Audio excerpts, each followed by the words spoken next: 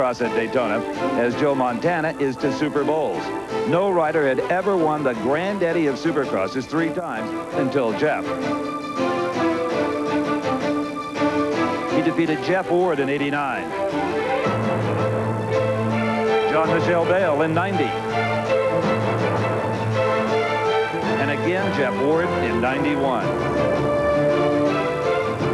3 consecutive wins. Can he make it 4? I believe he can. It's a long race, a lot longer than any other Supercross. We're out there for probably a good 30-some minutes, so that helps out. I'm in good physical condition. I have a lot of stamina, and I just like Daytona. Well, Stanton certainly sounds confident. Hello, everyone. I'm Steve Evans, and welcome to the birthplace of Supercross. It all began right here in Daytona back in 1971. Now, Stanton and his pals are in for some gooey going because all last night it rained. In fact, it has rained here until about 10 minutes ago. We're finally starting to get some Florida sunshine. That may be an advantage for Stanton. Let's remember, 1 year ago, he won his 3rd title here at Daytona, also on a very wet, mucky, muddy racetrack. Now, if you polled those fans that are filing in here right now as to who might stop Stanton at 3, I think it would be unanimous. It would be the man who's right now with Brock Yates.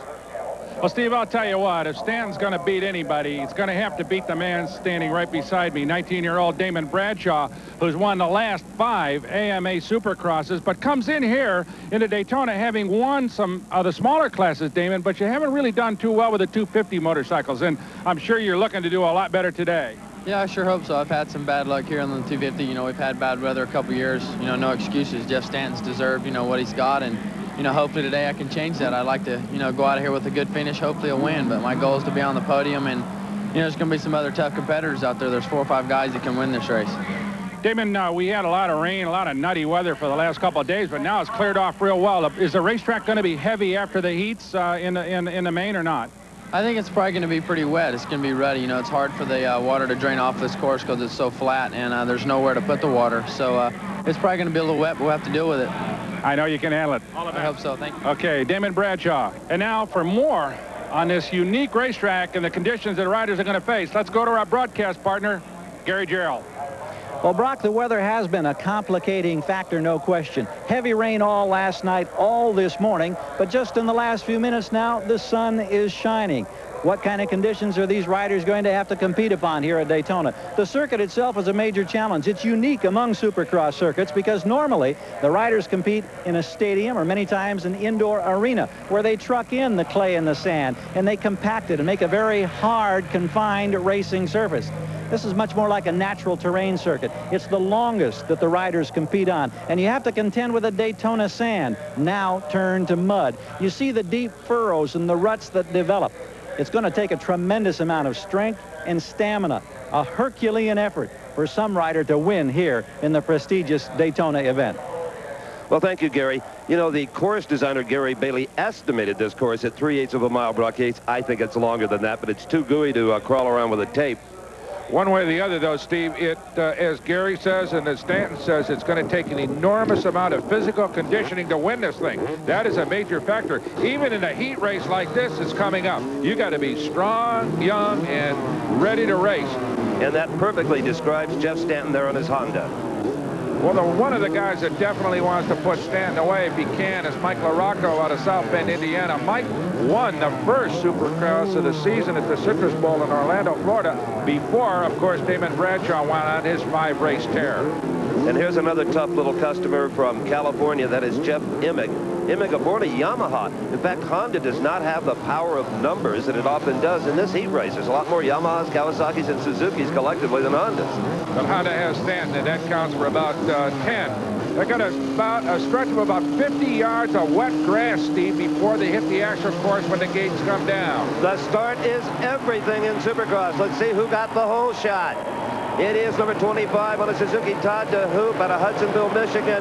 But they're all pretty well bunched together, and miraculously, apparently, they're all going to stay upright through this first setup. Boom! I lied about that. A couple of riders go down, but they'll get going again as we go back to the lead. That is Sean Kalos out of Phoenix, Arizona, challenging the 25 rider of Todd DeHoop. Right behind Kalos, Mike LaRocco, and then Stanton in the 4th place. Stanton got a pretty good start, Steve, but DeHoop and Kalos got through that mob scene better than anybody. Stanton had a conservative start, but here he comes on the outside, the red bike. He is third, he is second. Jeff Stanton is the leader in half a lap. Enormous power on that Honda, and a great ride by Stanton. He just blew over those jumps. Everybody else was kind of taking it easy over him, and Stanton just blew them off. Well, they all practiced earlier, but that was really just to learn the layout, because between practice and this moment, they've gone out and completely rearranged all the dirt, so there's no ruts where there were ruts before and vice versa.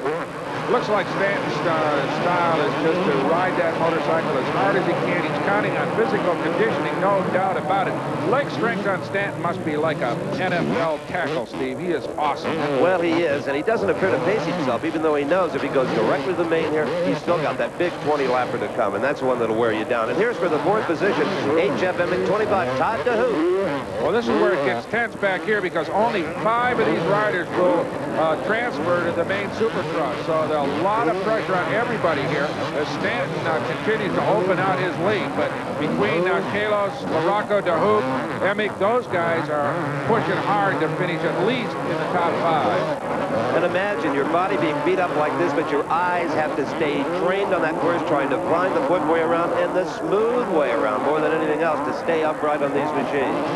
All right, Sean Kalos out of Phoenix, Arizona, the youngster, beginning to challenge now. There you see him, and a 35 on that motorcycle moves up, and he's going to start to chase Stanton a little bit, Steve. Well, here on American Sports Cavalcade, we have been following Sean Kalos since he was about 14 years of age when we come to the races out in Carlsbad, California. Boy, has he ever matured. He sure has. And here's the man that fell victim to him. Mike Larocco falls back to 3rd place after Kalos banzai charge by him. Very impressive early performance by Sean Kalos. There we see our leader, Jeff Stanton, on the red number 2 Honda. Stanton gets a little wide, comes up an awful lot of speed in the one. Look on the inside, Sean Kalos, the 19-year-old, and the crowd roars. Boy, did Kalos get by him or what? He just blew by him, but here comes Stanton, and Stanton shoves Kalos into the hay bales there as they go over that jump. Kalos had an inside line, but got cut off, just pinched into the infield, got on the grass, and down he goes. You know, that was a beautiful maneuver by Stanton. They weren't really going fast enough for it to hurt Sean Kalos, but I guarantee you Kalos learned something from that one. Well, he had the inside line, and as you said earlier, it was a wide turn for Stanton that got him in trouble to begin with and lost him the lead for just a matter of a second or two. Here we see it right here. That's Stanton on the outside using raw power. That Honda just drive ahead of Kalos, who gets on the grass. You see some hay bales here. He had to get off the throttle, and it was too late. Into the hay bales and loses it, Steve. And Stanton just about lost it himself. He's riding a bucking horse there. Whoa! Well, he was way off on the edge of the racetrack as well as he was drag racing Kalos down into that little bump section. As we can see here, it's pretty flat, so the power of that Honda works, but look at Kalos. He's got to get out of it right there. Too late, over that bale, and almost over the handlebars as well. Kalos tried a little flat track maneuver there, but it wasn't quite enough. He just got pinched off by a rider with a heck of a lot more experience. 35 Sean Kalos, he's still out there. He's up, little buddy, no worse for wear. Oh, here's the leader now has opened up considerably. Jeff Stanton has a big lead. Backed off maybe a little bit on that jump. He was just showing all kinds of air earlier in the race, but he's got plenty of room now. Well, number 7, Mike Larocco running in the 2nd position. He's not too anxious to pass Stanton after he saw what Jeff did to poor Sean Kalos. We'll be back to Daytona. Motocross first came to this country in the late 60s, and up until the early 70s, European machines were the bikes of choice. This, a 1973 Rickman, beautifully restored, 250cc bike. The engine happens to be Spanish-built. That's a Montesa 2-stroke motor. Now, what was the first Japanese company to dominate in motocross, any class? Wasn't Honda, wasn't Suzuki, Yamaha, or Kawasaki. It was, ladies and gentlemen, Hodaka. This was a gorgeous little super rat, 100cc. Everybody had one in that class until the middle 70s when guys started de-stroking 125 Hondas. This bike was then too fragile. It is beautifully restored by Eric Kraft. Great collection of old motorcycles all over Daytona this weekend. As we go back to action, that is Stanton. Right behind him, Mike Larocco, Jeff Emmett in 3rd, Todd DeHoop 4th, Jeremy McGrath riding in 5th spot out of Marietta, Georgia. So we've got 6 laps completed, 2 more to go. Brian McElroy out of Florida riding in the 6th spot. Jeff Pistano. Sean Kalos, who challenged for the lead, remember him, in 9th. Carl Vanacourt out of Quebec, and Doug Dubach in 10th. And look at Jeff Stanton, number 2, fly. Here on the next to the last lap, he puts a lap on number 880 of Florida's own Kevin Foley. Foley just trying to survive this one now. There you can see LaRocco back there in 2nd spot, but bogged down a little bit there in this increasingly heavy track. This racetrack is not drying out all that fast, Steve. I'm sure it will be by the Supercross, but it's still taking a lot of strength. Stanton takes the white flag, one final round here in this very difficult and very long track at Daytona. And here we see the green bike, number 7 of Mike LaRocco. You can see how far behind Stanton he is. And look at the air for Jeff Stanton on that red Honda. And you know, Brock, these motorcycles, the companies have poured so much money into R&D. Everybody's worked so hard on them that they're very close in power and in handling. The big difference in Supercross is the rider. The bikes are kind of like a hockey stick. You have to have one to play, and there's second again. That's LaRocco on number 7 Cal. No question about it. That there's your leader, and there's LaRocco still hanging in there. He's not falling back all that much, but he can't make up much distance on Stanton, who's just showing enormous skill and strength here, and just great poise as he heads apparently for a definite starting spot in the Supercross. No question about that unless he falls. Well, number 7, Mike LaRocco, not only putting on a good show for the fans, but when it comes main event time, he wants to be able to go very, very fast. He takes a chance here of maybe falling off, having enough riders pass him to push him out of that direct path to the main. But everybody's getting a kick out of how hard LaRocco is trying to catch Stanton. He sure is. There's a Stanton right there, showing all kinds of poise, but the racetrack, as you can see some muddy spots on it. It's slowly drying out. I would imagine by the time we go to the main Supercross, we're going to see a pretty dry track, but that still is going to give Stanton an advantage because he's got so much body strength. And the crowd really behind Jeff Stanton, wanting to see history made here, wanting to see him win 4 in a row. And he's well on his way with a heat race victory here at Daytona. Heat number 1 belongs to that man. And that man, Jeff Stanton, appears fresh as a daisy. Not so the rider on the number 17 by Jerry McGrath. He's a little bit weary, but he's still trying to hold on for that 5th and final transfer spot for the main event. It appears that he will do that, and to his relief, there is the checkered flag. Okay, Jerry McGrath, number 17, finishes 5th. Let's go down to Gary Gerald with our winner. Well, the man of the moment in the opening heat is Jeff Stanton, the man who's had great success at this racetrack. Tell us about the conditions. I know everybody was a little concerned after the heavy rain. Yeah, it's actually really muddy, muddier than I've ever seen it out here at Daytona. It's got a really hard base to it, and it's really slippery on top, so it's very hard to control, but felt good in the heat race. You've got yourself positioned now for the main event. Will this track improve if the sun stays out, or will it be better at main event time? Maybe a little bit, but it's so saturated right now, it'd take a miracle right now. It's like I said, the base is so wet for like 6 to 8 inches. What you see is what you're going to get for the main event. Well, he's primed and he's ready to go after number 4. Congratulations. Thank you. Brock? Good hard ride, Mike. What was the racetrack like? It's real wet. We had a series of downpours, between practice and our heat race, and the track got a lot wetter, and I think most of us out there just trying to get some more practice. Well, it's going to run in a little bit. What do you think it's going to be like for the final? It should be good. I'm afraid it's going to be a little more one line than it would have if it was dry, but hopefully there'll be some lines out there that have some good racing. Good job. You got behind Stanton a little bit. You had about 5 or 6 bikes, and you just couldn't seem to make it up. Well, I could, but the wrist was bad and everything, and it's just a qualifier, so I'm going to save it for the main. Okay, go get him. Thanks. Congratulations. Well, the consensus of opinion there is we won't be needing the water truck. Here's the official finish. Jeff Stanton on the Honda, number 2. Mike LaRocco right behind him on the Kawasaki, number 7. Then Jeff Emmick, top of the hoop. And Jerry McGrath with that final transfer spot. And Sean Kalos never completely recovered from that encounter with Stanton. He finishes in the number 8 spot on the 35 bike. Well, he may be back in his truck now, but you can bet that Damon Bradshaw, number 4, Mooresville, North Carolina, was a very interested spectator in that first heat and didn't like what he saw. Stanton as strong as ever here at Daytona.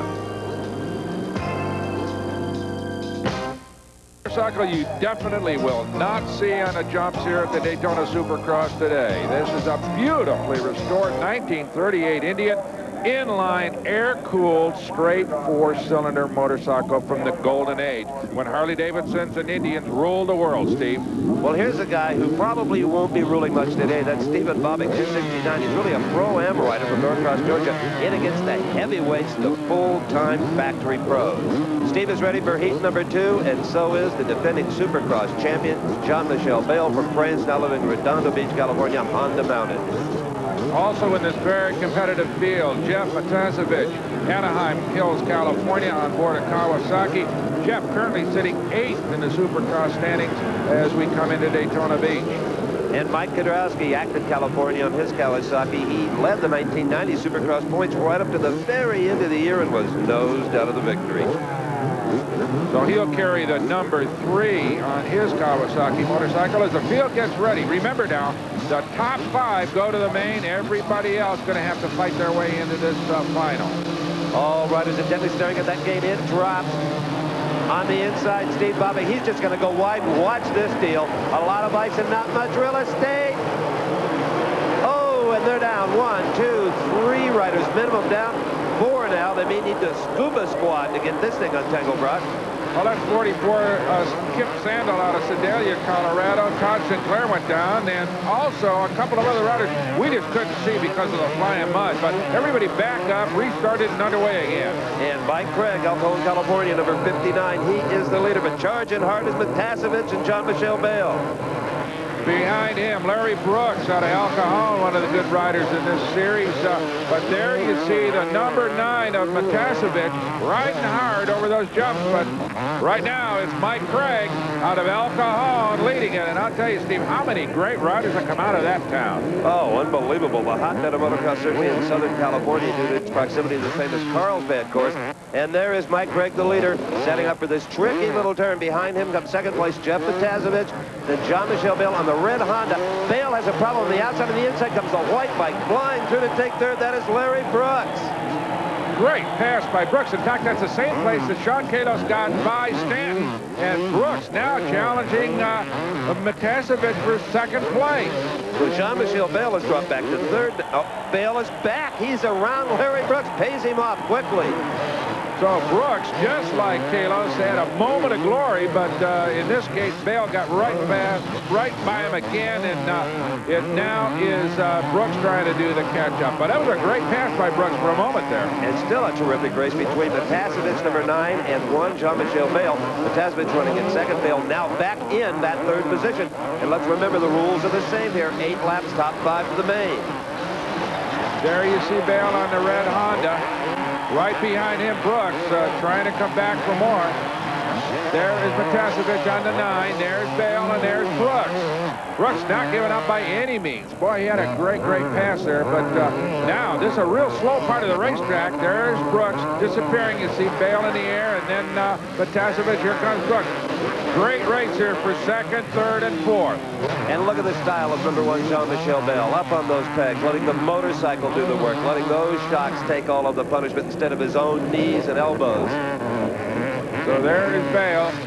Right behind him, though, Brooks, persistent, just flat, not giving up an inch as he makes his way through that tight corner. That's where he challenged the last time, but not this one. Right there is Jean-Michel Bayle on the red bike with the yellow helmet, still trying to catch Jeff Matasevich. Matasevich, a tough customer. Larry Brooks on the 30 bike is back in 4th position, so you can see how far back 4th is compared to 2nd and 3rd. And there is the leader, Mike Craig.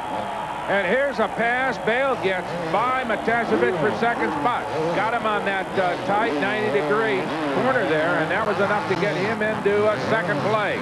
And there is some incentive for Jean-Michel to still try to catch the leader, Mike Craig. The higher you finish, the better your starting position on the gate for the main event. Which is absolutely critical, as you said earlier. There's Bayle, right behind him, Matasevich, but moving up a little bit. Good race for the second spot, but suddenly we've also got a new player in here. He is Mike Kudrowski, who has gotten by Larry Brooks for the 4th spot and is moving up through the field. Suddenly, Kudrowski becomes a major player in this race. He's running bike number 3, and he'd like to be in the 3rd position. Jeff Matasevich on number 9 currently there. Kudrowski closing on him. Absolutely. There's Kudrowski in that green Kawasaki, and you can see the distance he put on Brooks, and he is reeling in Jeff Matasevich. Matasevich is just on the edge of control. Look at him on the right-hand side of your screen. He cannot keep pace with Kudrowski. Kudrowski moves in and takes third from number 9, Jeff Matasevich. Had the better line of the racetrack. Sure did, and he's got some running room, an open track ahead. But look at this. Bale is down on the one bike, and he gets restarted, and it's a drag race between him and Kudrowski for second spot. Well, the only reason Bale was able to hold him up and not lose a position was he didn't lose fire. The engine was still running. Good alert riding on his part. He wasn't down more than about maybe a second. Oh, but here comes Kudrowski now. Kudrowski around Jean-Michel Bale, Kawasaki and Honda duking it out here in Daytona. Well, Kudrowski had a bad start. He fell way back, and he's just been working his way through the field, but showing all kinds of muscle now as he opens up on Jean-Michel Bale considerably. Just leaving Bale behind right now, and he's got a shot possibly at Craig, who still leads it. Oh, we got a ways to go here at Daytona Beach. Stick around as we watch the charge by Mike Kudrowski. With wrenches and didn't mind a constant oil stain on the garage floor. This was the bike for you back in 1947, the Triumph 500 Speed Twin. Believe me, it didn't look this good on the showroom floor. Welcome back to Daytona. I'm Steve Evans along with Brock Yates and Gary Gerald, and we're still in this great heat race number 2. Sure is, and there's 59-year leader Mike Craig right behind him, who is closed in. Mike Kudrowski and number 1 rider Jean-Michel Bale in 3rd place. Jeff Matasevich sits in the 4th. Larry Brooks, who just kind of hangs in there around 5th. Remember now, he's in the transfer spot. Everybody behind him, including Jeff Ward, is going to have to fight their way through another series of preliminaries to get into the big Supercross. And Jeff Ward says this will be his last year in Supercross, his last appearance at Daytona, and here's the fight for the lead. You see 59, Michael Craig, number 3, Kudrowski pulling right in there, and Jean-Michel Bale. We've got a 3-way dice, Brocker. Oh, man, look at Kudrowski and Bale go at him. There's your leader, Craig, right behind him, Kudrowski and Bale. But those are the 2 players right now. They are charging. Let's watch Kudrowski, the number 3 bike, as he moves in on the leader, Michael Craig. Bringing Jean-Michel Bale with him. Yes, indeed, we have a new leader, Kudrowski. And Bale also taking a shot at Mike Craig. Craig, who led from the get-go, is in big trouble now. He sure is beginning to fall back a little bit. Kudrowski and Bale now are the players in this thing, and they are riding like fools. In fact, there is Kudrowski almost challenged by Bale. There is Bale coming around, a slower rider, but it's Kudrowski right now who is in charge. You would think they were racing for $100,000 in these heat races instead of positions and the right to be in the main event. This is spectacular Supercross on the toughest course of them all. Nobody really seems to be pacing themselves. At least certainly not Kudrowski and Jean-Michel Bale. No, absolutely not. A great, great race. There is Bale about 5 or 6 lengths behind Kudrowski, who has led this thing after sitting in the mid-pack for a first opening lap, but now just riding like a fool here. And Jean-Michel Bale, let's remember, that's the man on the red bike, number 1, the Supercross Series champion from last year. He has fallen once during this contest, or might even be further ahead than he is. Right. In fact, he made that little bobble, and that was a problem for him. In fact, it was right in that corner as he charges up on Kudrowski, but cannot make it stick. He's about maybe a quarter of a second behind him, but that's a big, big lead in this kind of competition. And on the straightaways between these jumps here, there appears to be one really good line where there's not a lot of bumps. You can get your wheels in it. It's just like a rail into the next turn. If you don't have that line, and Bale has not, well, you have a hard time catching up, which he is. Kudrowski showing real muscle here as he opens out a little bit. We're heading into the final stages of this race, and it would be apparent, I think, that Kudrowski has all kinds of strength. They're coming up on some slower traffic, though. Number 191, David Gaylord, is ahead of Kudrowski. Let's see how this plays out. That's Gaylord on the inside with the yellow fender, yellow helmet. Kudrowski around him and Bale around him. No problem there. All right, the next lap rider, Shane Drew out of Thunder Bay, Ontario. Let's see how the riders handle him. Sometimes they use him as blocking dummies in a way. Oh, look at that. Bale, a terrific pass to take the lead in the middle of that traffic. That was intelligent riding. The white flag is out. One more lap of this circuit in heat number 2. He saw that guy a long time ago, Brock, and thought, when I get there, this is what I'm going to do, and he executed perfectly. All right, here's your last transfer spot. That's the 30 rider, number Larry Brooks, and 23 Ron Titchener. Remember now, one of these guys is guaranteed of a start in this big Supercross. The other is going to have to fight his way up through the consolations. We have watched Larry Brooks, number 30, ride many, many times, and he's one of the most intelligent riders. Got a good head on his shoulders. He might be saying, let's not beat our body and our motorcycle up too bad. Let's hang on to 5th and then show our stuff in the main event where it really counts. All right, there is your number 3 rider, Mike Kudrowski, sitting in 2nd place. There is Jean-Michel Bale, who's opened out considerably after that several-lap battle with Kudrowski. It looked like the riders were almost even. Now it's Bale moving out into a big, big lead on this final lap. Well, Bale just didn't win the Supercross Championship last year. He won 8 races in this series, which I believe was a record. So no surprise to see this guy out front, Daytona or anywhere else. Oh, there is your 2nd place rider, Mike Kudrowski, who has fallen considerably back. I don't know if he's getting tired, Steve, or what, but Bale right now is in supreme command here. Watch how he uses his upper body. Look at that, anticipating every bump of the race. Second, he gets the checkered flag. He'll have an excellent starting position for the Supercross final. And here's the race for 5th. Can Larry Brooks hang on to that? Ron Titchener would like to take it away. Titchener on the yellow bike, number 23. There is Brooks up ahead in the 30, holding on. He's been in that 5th place almost the entire race. Just struggling. He had a bunch of guys go by him, but he has not given up that 5th spot. Boy, he's got a lot of pressure now. That is Larry Brooks onto that 5th spot. Ron Titchener, number 23. We've got some lap traffic in here. This could work to Larry Brooks' advantage. It might keep Titchener off of his rear fender. Oh, yeah, Larry Brooks will take 5th position, much to his relief, and go directly to that main event. Some of the best heat racing here in Daytona you will ever see in Supercross competition. I know Brock Yates has been enjoying it. He's with the winner.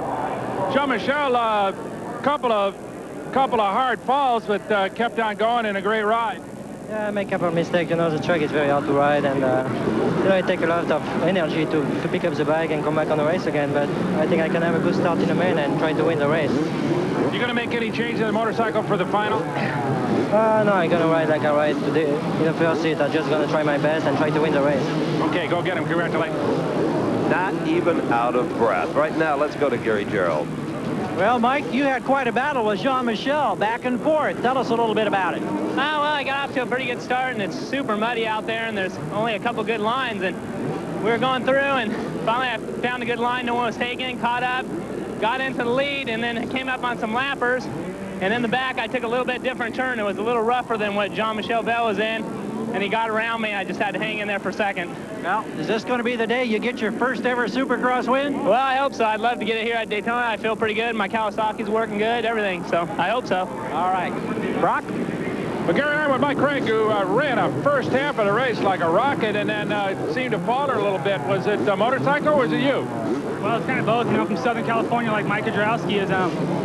This is like really my third big mud race since last year. I rode here and got a really good start. I was happy with that. Had a comfortable lead, and I knew those guys were back there somewhere. I started making a lot of laps, and I'm not that great in mud, but I was giving it all I got and had a lot of fun out there. And go get him. Good ride up to now. Thank you very much. Sure. Mike Craig. So Mike Craig says it's a disadvantage coming from a drought state.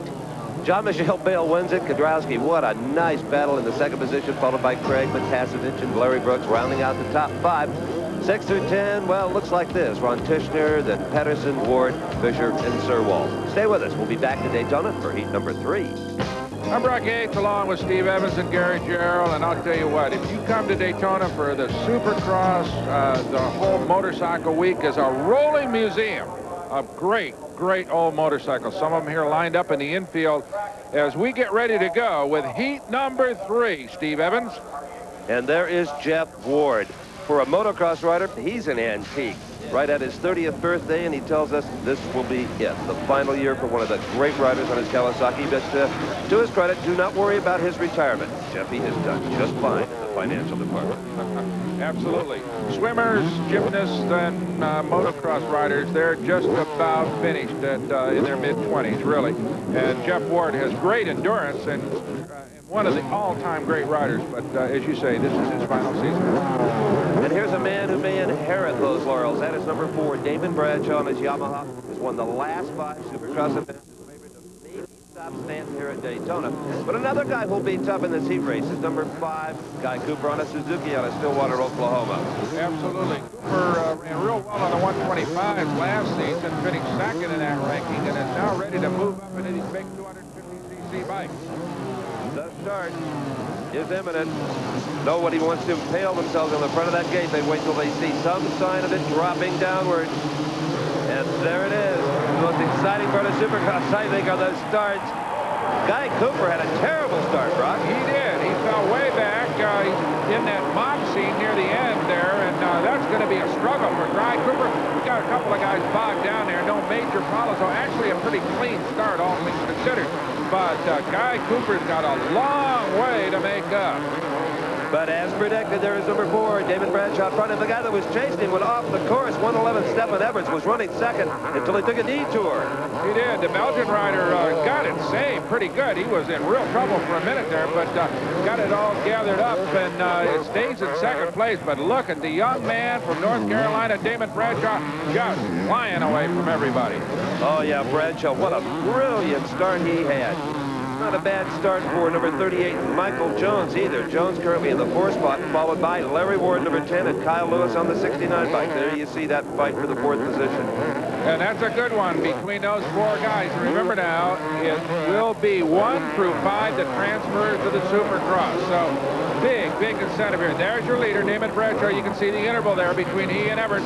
In the 2nd spot, the Belgian rider trying to make up from a little bobble that he had early in the going. That is the 11 rider. That's Denny Stevenson out of Omaha, Nebraska in 3rd place. And here's that fight for 4th still. It is 38, Michael Jones hanging on to it. And 10, Larry Ward. Ward would be favored past performances to get around joints at some point here. He's certainly a more experienced rider, followed by 69, Kyle Lewis, and Fred Andrews from Salem, Ohio, the 24 machine. Well, you can see the racetrack getting a little bit drier than it was. Remember when Stanton ran the first heat, it was just covered with mud and a lot of puddles around it. Most of those puddles have disappeared.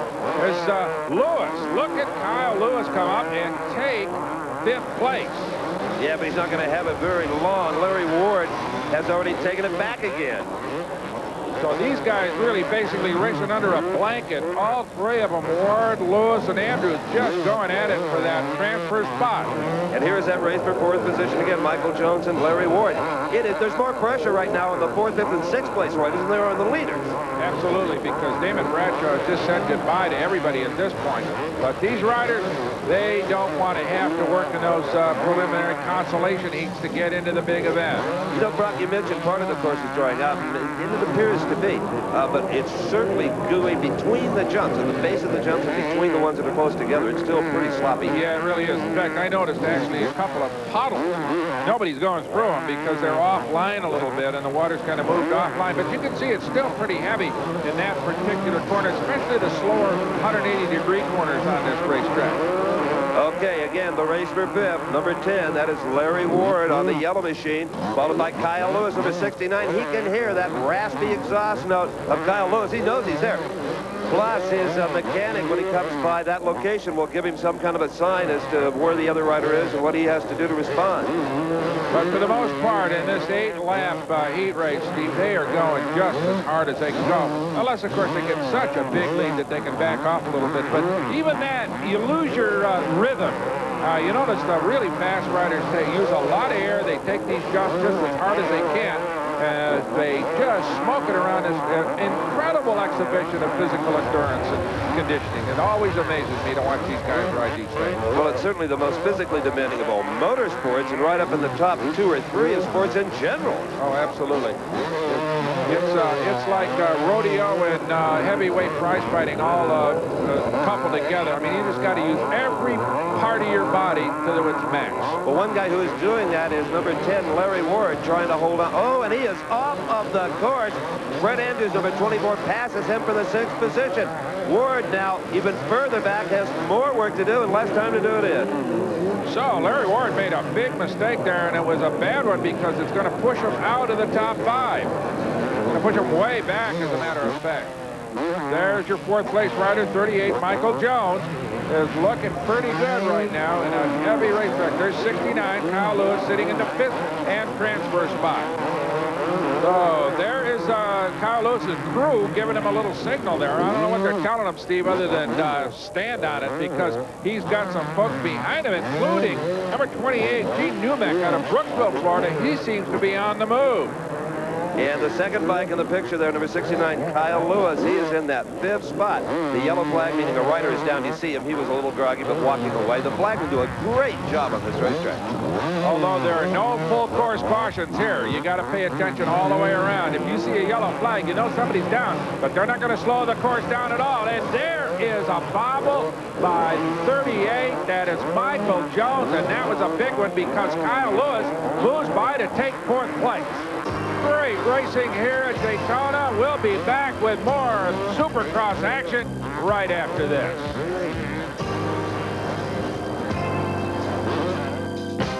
For the Supercross, there are two things that are paramount. One, of course, is the machine itself. The factory mechanics here in the Honda pits taking care of Jeff Stanton's bike.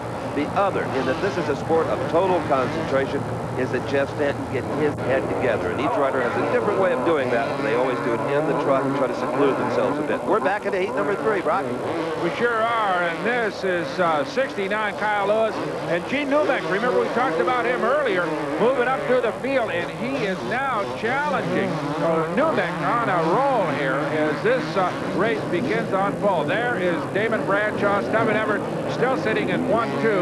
They have been right from the start, but notice Newbeck has moved in the 4th spot right behind Kyle Lewis. And look at Larry Ward. Remember that bobble? He's back in 6th spot trying to get up among the top 5. Also, Denny Stephenson, one of the good riders, the number 11 rider, is out of the event. Well, a terrific race for that 3rd position, and quite a contrast between Gene Newbeck here, number 28, who's a full-fledged AMA expert pro rider, and the man in front of him, Kyle Lewis from California, number 69, who has a pro-am license. Hasn't quite made that jump yet, but in here with the big guy. Boy, and he's doing a fine job, and anybody can even ride with these guys for a couple of laps. Oh, trouble. That's Kyle Lewis. He's down, and Newbeck will go by him to take 3rd place. Lewis right back up again, going to give chase, but that was a big mistake here as Kyle Lewis drops a spot here. Tough break for him, Steve. You come around a turn, Brock, and there's a rut that wasn't there the last time you came around it, and you just have no control sometimes. I mean, it's a law of physics here. Oh, these guys, there's no possible moment where you can give up. In fact, we've seen a bunch of riders bobble on what appears to be relatively easy parts of this course. The jumps, most spectacular, but you don't see these guys go down coming off one of these big jumps. It's usually on this lumpy, bumpy little kind of flat stretches that are so deceiving. And they just, as you say, every lap they're different. All right, here's the race for 5th. 38, Michael Jones. Number 10, Larry Ward.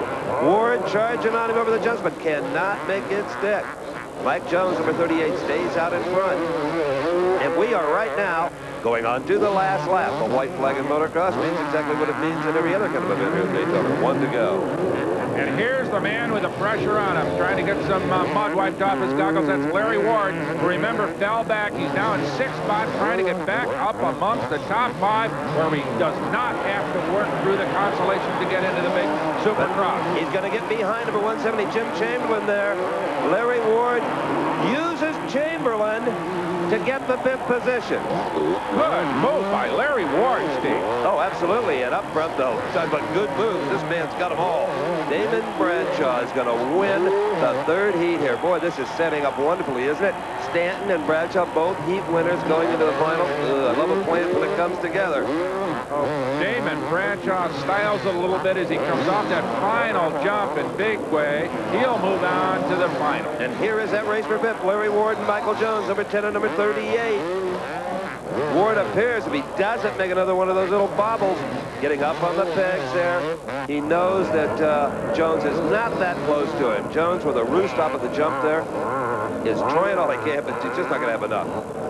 You know, imagine if you're a recreational motorcyclist just trying to ride around here at any speed whatsoever and stay on the bike, let alone twisting that right-hand grip just as hard as you can every chance you can. So it will be Larry Ward rounding out the top 5. He will go directly to the main event. Michael Jones, on the other hand, well, he came up just a little bit short. Okay, let's go down to Gary Gerald, who's with the newest motocross superstar, Damon Bradshaw. Well, you look at the number plate and the bike and you don't see any mud.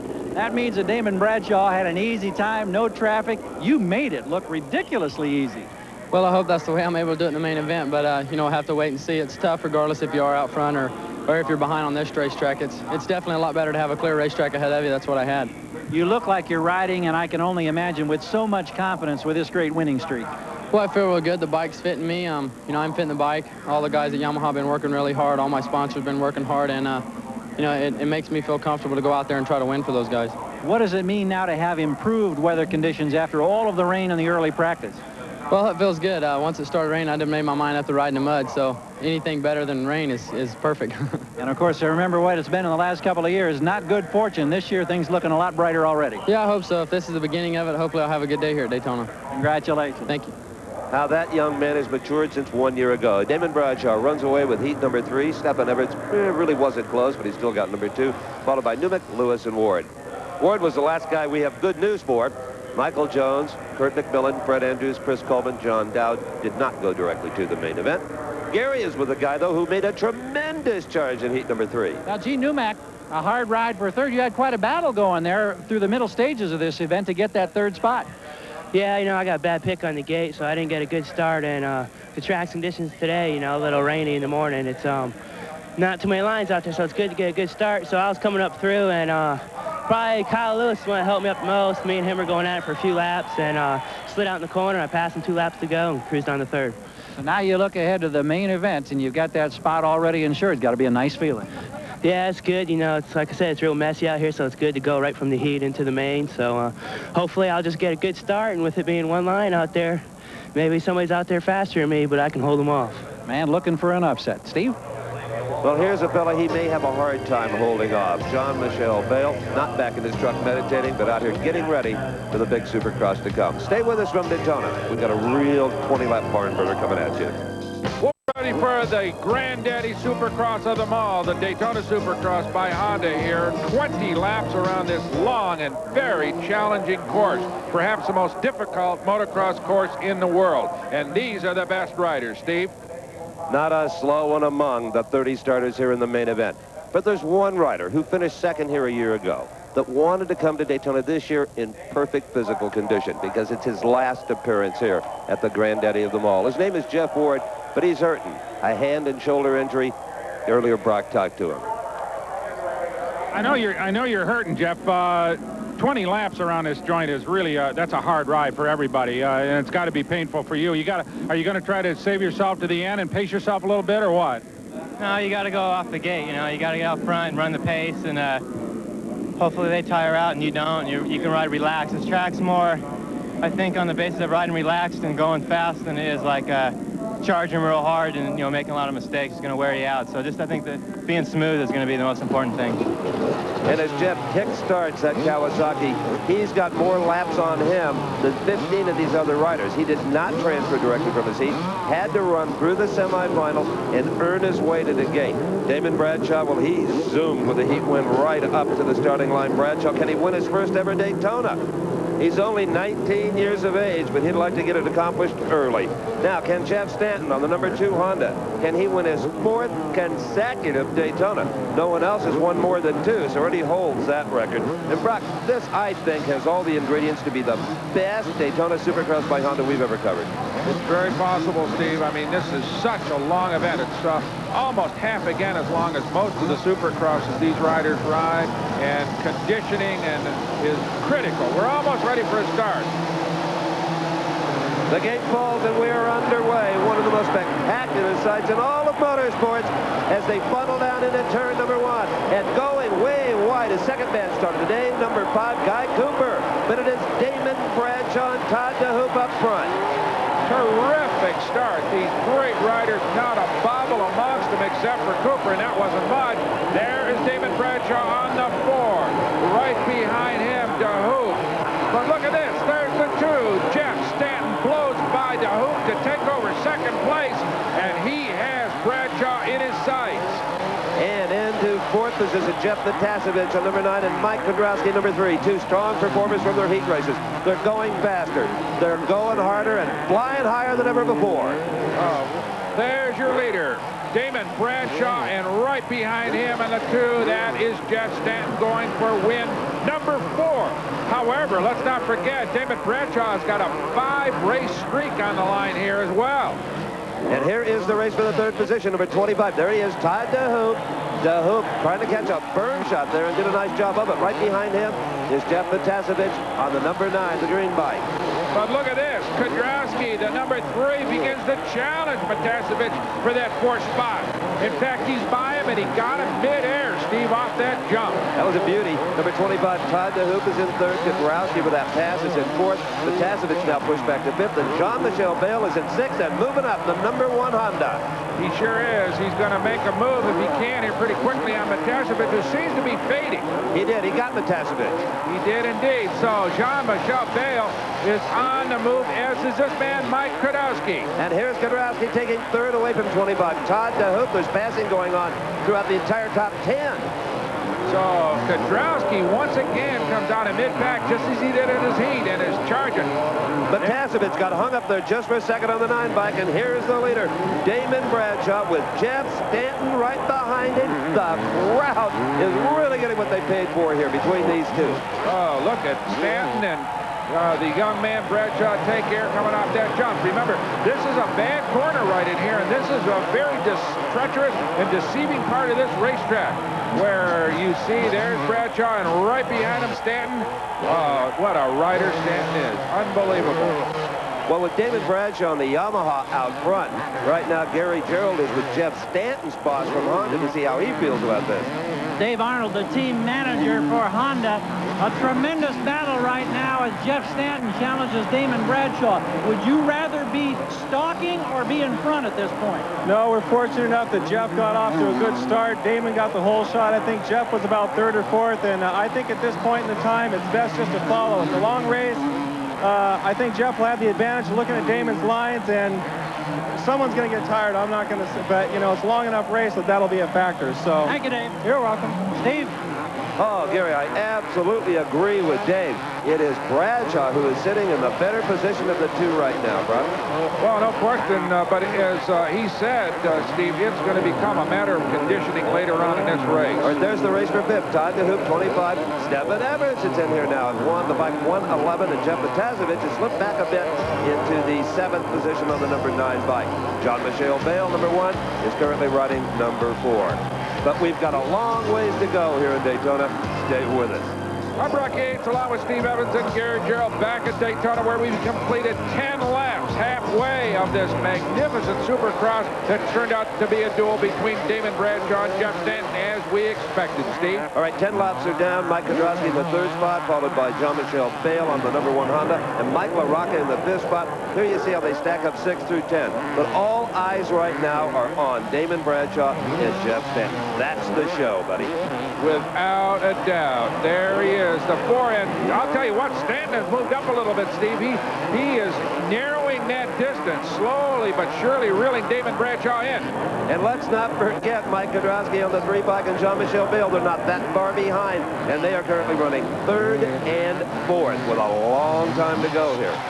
As you said earlier, fatigue becomes a factor now, and one slight bobble by these riders could make a big difference as Bale continues to challenge Kudrowski for that 3rd spot. Bale has got the better line. He executed here. Jean-Michel Bale has moved into that 3rd position, pushing Kudrowski back. Oh, and Damon Bradshaw may be feeling the pressure. He just hit not 1, not 2, but 3 of those plastic-wrapped hay bales, moved him out of the way, and Stanton is closing in, Brock. Stanton is blowing by him off that jump, and Jeff Stanton, but here comes Bradshaw back again on the outside. It's head-to-head dueling right down through these jumps, but Jeff Stanton takes it away from him. Just wonderful competition here at Daytona. Incredible. Bradshaw takes his left hard rock right off the handlebar, like maybe it was cramping a little bit, trying to stretch it for the instant he had in the air. Yeah, he wasn't doing any style riding or anything like that. Wasn't showing off. maybe got a cramp in that left hand. All right, here is Damon Bradshaw trying to close in, and there was a rider stalled out on the racetrack, and they have to go around him. They bracketed him. Bradshaw on the inside. Here's Bradshaw back in the lead again, but Stanton right behind him. What a race. As Damon Bradshaw lost it for a while, but has just seized control of this race one more time, but Jeff Stanton is right behind him. Oh, yeah, not only is he right behind him, but Stanton is already starting to pick away at the lead that Damon Bradshaw has just established. The two of them, oh, my goodness, you couldn't ask for any better competition. Right now, let's go down on the sidelines with Gary Gerald. Well, Keith McCarty is the team manager for Yamaha, watching very closely Damon Bradshaw in this battle where he lost the lead, now gets it back from Jeff Stanton.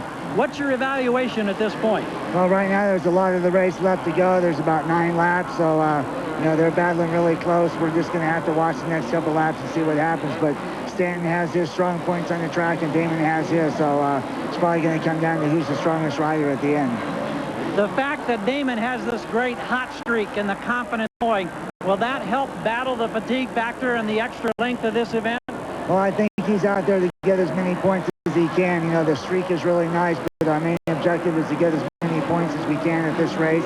If we can win it along the way, that would be terrific. Okay, thanks, Keith. Thank you.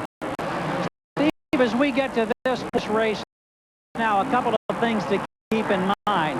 Normally, when you're in a stadium Supercross, a lap is about 50 seconds. Here at Daytona, a lap is about a minute and a half.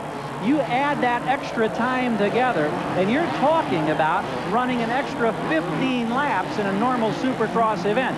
So this is where that fatigue factor, this is where the concentration factor can come in. And right now, Jeff Stanton, trying to make it an unprecedented 4 in a row, is battling those factors as he tries to get another win at Daytona. And nobody, Gary Gerald, is more conditioned physically to win on this particular racetrack, as he has proved the past 3 years. Well, Steve, we know that Stanton does all kinds of physical training as he moves up on Damon Bradshaw to challenge. Bradshaw on the inside, Stanton on the outside. Honda, Yamaha. The roof stop of the rear tire stronger than ever. They're using every bit of the throttle, all of the horsepower of these 250cc two-stroke engines. Just incredible. Well, it looks as if Bradshaw may have a little more power down the straightaway, Steve, because it's Stanton who challenges in the corners, but Bradshaw seems to get off the corners really well and open up on him on these real bumpy straights. You can use too much power on this racetrack. You can just be spinning the wheel and going nowhere. It's that balance of how you position your body for maximum traction and how much of that power you manage. He hits another bale. Bradshaw seems in love with those ale bales. He's hit about every one of them. Oh, he's riding as hard as he can. And here comes Stanton. Stanton fell well back there. After he challenged Bradshaw, seemed to turn the wick up a little bit and move out away from Stanton, but now Stanton starts to come back on him. Now, Bradshaw is riding out close to those bales because there's a little bit of a ridge there. You can kind of get a shot off of that rim. All right, there's your leader, Damon Bradshaw, 19 years old, on his way to a great career in this kind of competition. Lee is out of shape. He's off the racetrack, and Stanton goes by him. The front end got way in the air, tried to snatch the handlebars out of his hands. It was all he could do to get off it, get his weight forward, and stay on that bike. That was a miracle there that he didn't go down. Oh, but what a break for Stanton. Here's your leader, riding by a lap rider, Fred Andrews out of Ohio, as he moves ahead of Damon Bradshaw by about 10 lengths. Unbelievable race here, Steve, as perhaps now that rigid conditioning program that Jeff Stanton undergoes literally 12 hours a day may pay off for him. Absolutely. It starts every morning with an 8 to 10 mile run. Then he rides a bicycle 25 or 30 miles. Then he rides a training bike, 2 tanks of fuel worth, and these things get good mileage. Then he relaxes by pumping irons at 10 o'clock at night. We'll be back for the close of the Daytona Supercross by Honda right after this. Supercross action, and that is your race for 4 spots. The 3, Kawasaki, Mike Kudrowski. The 7, Kawasaki of Mike LaRocco. Jeff Stanton and Damon Bradshaw continue to run 1 and 2, but after Bradshaw's bobble, Stanton has a much bigger lead than he enjoyed earlier on. Dubach, Craig, Batasevich, Imogen Cooper, 6 through 10. Kai Cooper has moved up into the 10th spot after another terrible start. So a guy riding hard, but he's got a long way to make up.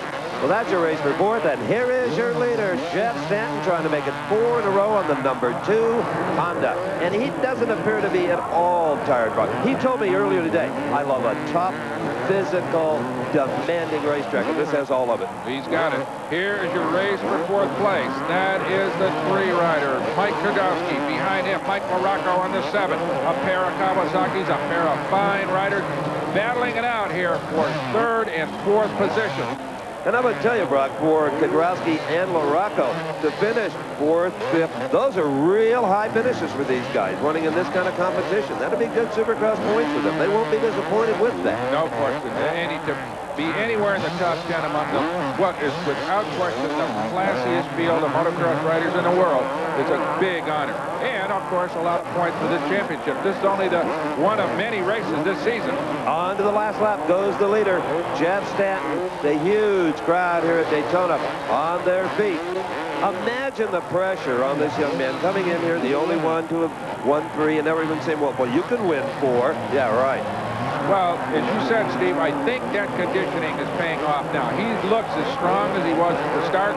Who's to know if Damon Bradshaw, that little bobble he had that cost him the lead, was not possibly a measure of his fatigue. But it was a costly one because Jeff Stanton is just opening up here, just riding to victory, apparently. It's going to take a big fall by him to lose this 4th one for him. And he's starting to style it just a little bit, for the cover of Cycle News and for our video cameras as well. He's not taking any chances, but he's starting to show that he's an artist with a motorcycle as well as a game competitor. He is. He's he's like a gymnast, like a bull rider. He's like a bronc rider. He does these things so naturally that he and the motorcycle are almost as one. Oh, I couldn't agree more. And you can tell usually if a rider starts by the way his elbows are. They start to sag. Look at his. They're still up there. They're still aggressive. They're still throwing that motorcycle around. What a tough way to make a living. Whew.